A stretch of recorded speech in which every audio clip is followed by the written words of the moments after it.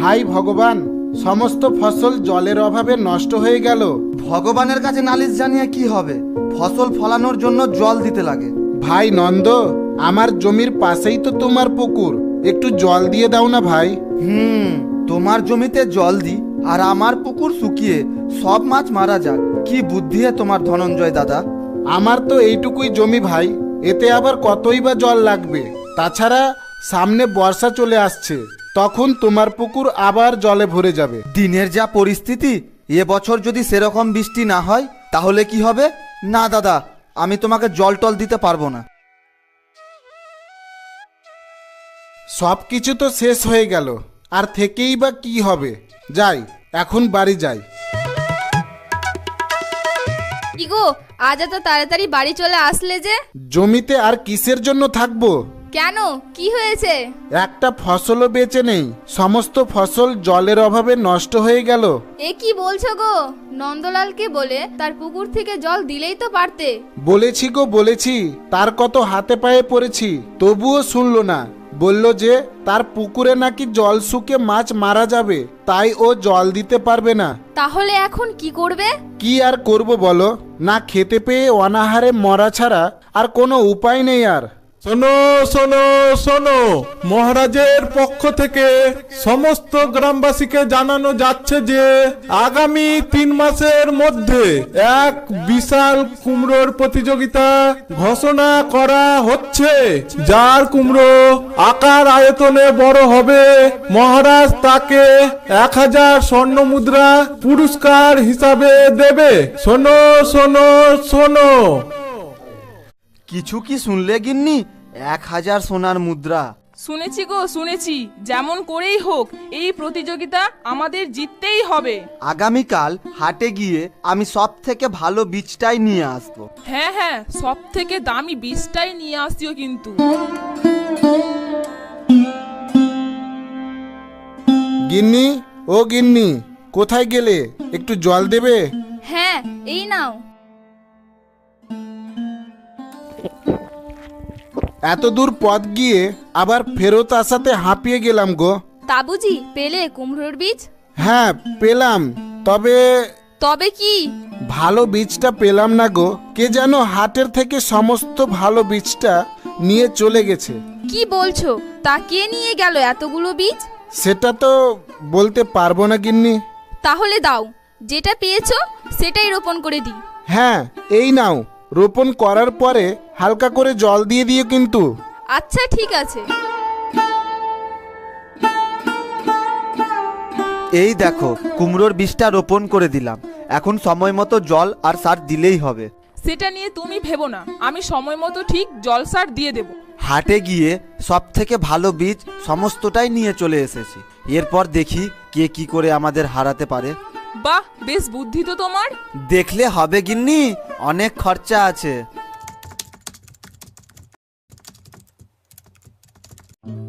এই দেখো, আজ কুমড়োর কতগুলো ফুল ধরেছে। আর আমাদের কেউ 1000 স্বর্ণ মুদ্রা পেতে আটকাতে পারবে না। দেখবে গ্রামের সব থেকে বড় কুমড়ো আমাদেরই হবে। হ্যাঁ গো, আমি আরো ভালো করে যত্ন নেব, দেখবে আরো তাড়াতাড়ি বড় হবে। মা, ও মা, 2 মুঠো অন্ন দিও মা, 3 দিন থেকে কিছুই খাইনি মা। ধুর ধুর, ছি ছি, আমি এখনই উঠোনটা ঝাড় দিলাম, কোথা থেকে এলো রে? যাতে না পাতে আবার পুরো উঠানে গঙ্গা জল ছিটাতে হবে। দূর হ বুড়ি, দূর হ। কুমড়োর গাছটা কেমন জানি হয়ে গেছে। কি হয়েছে? গাছটা তো বাড়ছেই না, আরো দিন দিন যেন নিতিয়ে যাচ্ছে। কবেই বা ফুল আসবে আর কবেই বা কুমড়ো ধরবে বলো? আমাদের কপালটাই খারাপ গো, কি আর করবে বলো।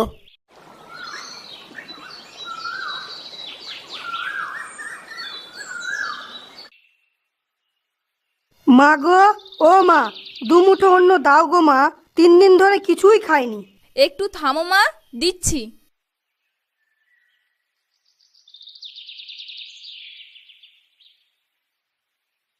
কিছু কি পেলে?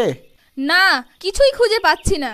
আজকে যেটা রান্না করেছো সেটাই দিয়ে দাও, কাল না হয় জঙ্গলে গিয়ে কাঠ কেটে বিক্রি করে আমাদের ঠিক চলে যাবে। ঠিক আছে। বাড়ির অবশিষ্ট খাবারটুকু দিয়ে দিলে মা, তোমরা কি খাবে? ও আমাদের ঠিক চলে যাবে। আজ অনেক দিন পর পেট পুড়ে খেলাম মা। আমার আশীর্বাদ হিসেবে এই কুমড়োর বীজটা তোরা রোপণ করে দিস, দেখবি তোদের ভাগ্য পরিবর্তন হয়ে যাবে। আজ আসি মা, তোরা ভালো থাকিস। আচ্ছা বুড়িমা, ঠিক আছে।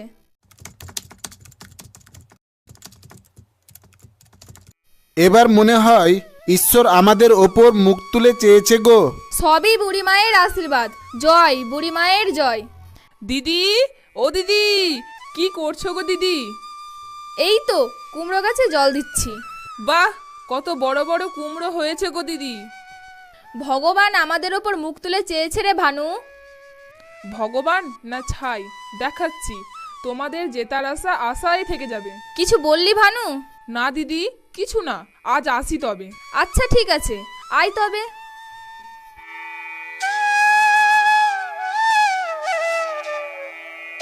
তুমি কুমড়ো গাছে জল দিতেই থাকো, আর ওদিকে 1000টা সোনার মুদ্রা ওরা পেয়ে যাবে। কি আবোল তাবোল বলছো তুমি? কারা পেয়ে যাবে 1000 সোনার মুদ্রা?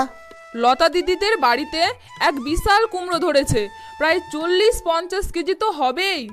কি বলছো তুমি? ঠিক দেখেছো তো? অত বড় কুমড়ো হয় নাকি? তুমি ভুল দেখেছো। আমি ভুল কেন দেখব? ঠিকই দেখেছি। তুমি যদি ঠিক দেখে থাকো তাহলে তো পরিকল্পনা সব নষ্ট হয়ে যাবে। যেমন করেই হোক আমাদের ওই কুমড়োটা লাগবেই। কি করে হবে আমাদের? আজ রাতে দেখবে এই নন্দলালের খেলা। চুপি চুপি আসবে, কোনো শব্দ করবে না। হ্যাঁ হ্যাঁ, আমি ঠিকই যাচ্ছি, তুমি সাবধানে চলো। বাহ, কত বড় বড় কুমড়ো ধরেছে গো। কোনটা নেব আর কোনটা ছাড়বো ভেবেই পাচ্ছি না। এখানে একটা বিশাল কুমড়ো ধরেছে, সব থেকে বড় এটাই হবে মনে হয়। ভাগ্যিস তোমায় নিয়ে এসেছি, তা না হলে তো আমি একা নিয়েই যেতে পারতাম না। তাড়াতাড়ি নিয়ে চলো, না হলে এখনই দিদিরা উঠে যাবে, তখন হিতে বিপরীত হবে। ভালো করে ধরো, ফেলে দিও না কিন্তু। আচ্ছা তাড়াতাড়ি চলো, আমি ধরেই আছি।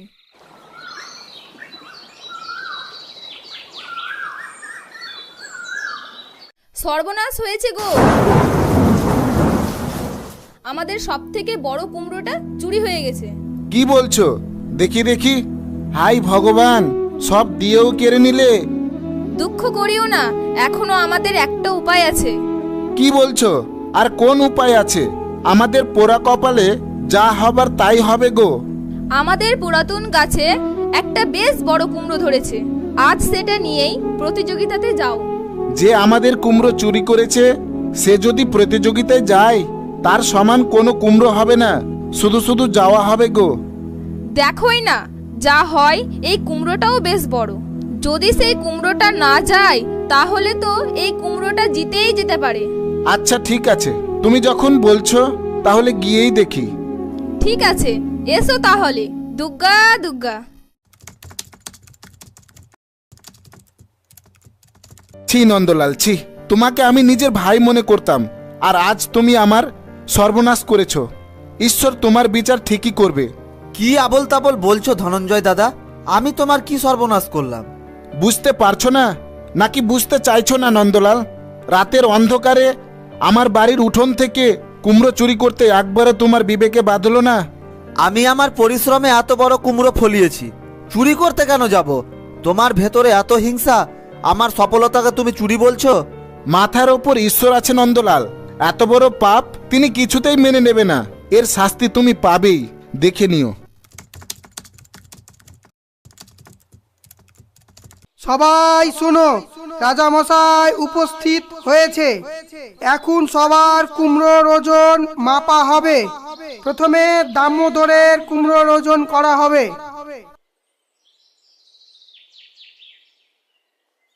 দামোদরের কুমড়োর ওজন হয়েছে 7 কেজি। ভবানীর কুমড়োর ওজন হয়েছে 13 কেজি 300 গ্রাম। কমলের কুমড়োর ওজন হয়েছে 11 কেজি 500 গ্রাম। এরপর ধনঞ্জয়কে ডাকা হচ্ছে।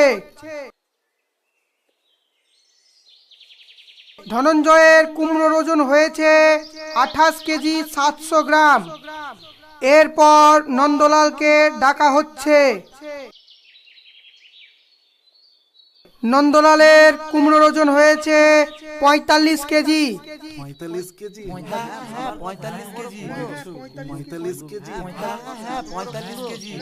হে মন্ত্রী মশাই, কুমড়ো থেকে কিরা বেরোচ্ছে, ইতনা কিরা কাহা সে আয়া? তাই তো নন্দলালের কুমড়ো থেকে তো সত্যি পোকা বের হচ্ছে। একই দেখছি, পোকা বেরোনোর সাথে সাথে ওজনও কমে যাচ্ছে। এই তো 38 কেজি, আরে না 22 কেজি, আরে কমে গেল তো 13 কেজি। শেষমেশ নন্দলালের কুমড়োর ওজন হলো 9 কেজি।